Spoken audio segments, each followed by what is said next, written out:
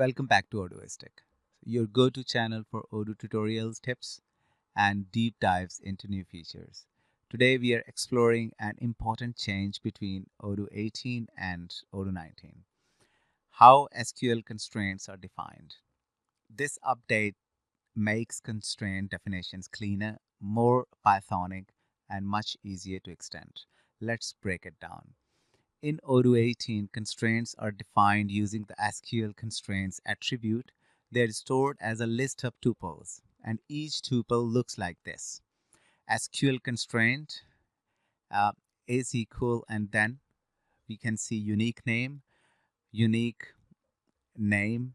must be unique. This works fine, but it has some drawbacks. Constraint names must be unique and explicitly written. It's harder to extend or override constraints in inherited modules. And overall, it feels less Pythonic because you're just managing raw tuples. In Odoo 19, things have improved. A new models.constraint class replaces _SQL_constraints. Now you can define constraint directly as attributes on the model. For example, you can see this example. So it's just, for example, it's a class and name of that class and then a field. Then we are defining constraints just like constraints is equal constraint dot SQL constraint.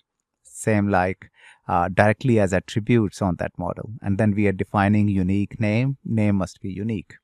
So benefits include cleaner and more Pythonic. Constraints look like field definitions, automatic naming. Odoo generates names like table underscore attribute, easier to extend or override, works just like fields or methods. Better readability and maintainability for large projects.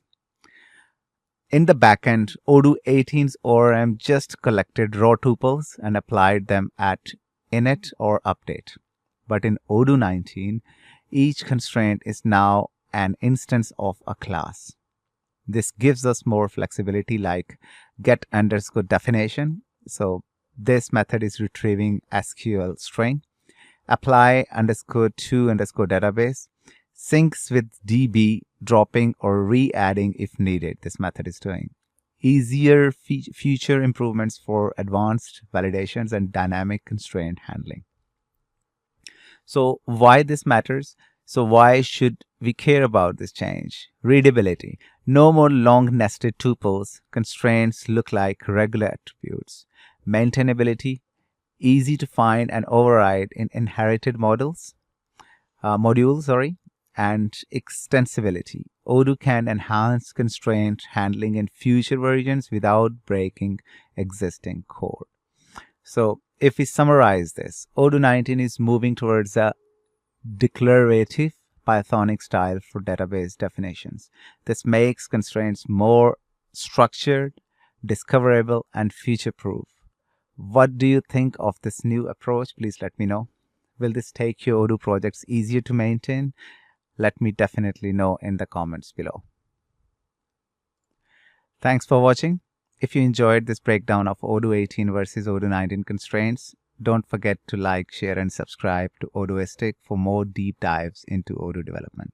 For Odoo customization and full implementation, reach us at contact@odooistic.co.uk. And if you would like to support this channel, you can donate via PayPal at farooqabidrajput at gmail.com.